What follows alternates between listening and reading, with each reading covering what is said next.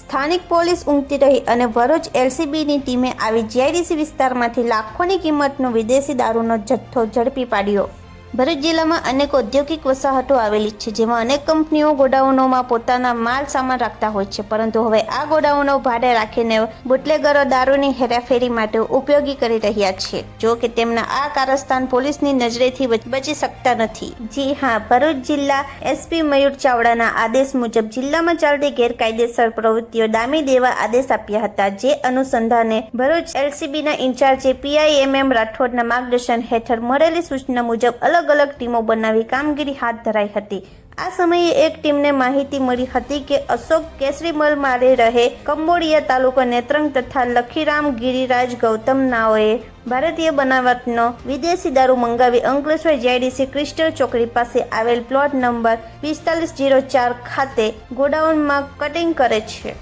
આ માહિતીના આધારે પોલીસે જીઆઈડીસીમાં આવેલી ક્રિસ્ટલ ચોકડી નજીક પ્લોટ નંબર 4504માં રેડ કરીને દારૂનો જથ્થો ભરેલું ગોડાઉન ઝડપી પાડ્યું હતું। પોલીસે ગોડાઉન તથા આઈસર ટેમ્પામાંથી દારૂની બોટલ નંગ 13,656 કુલ કિંમત 19,23,000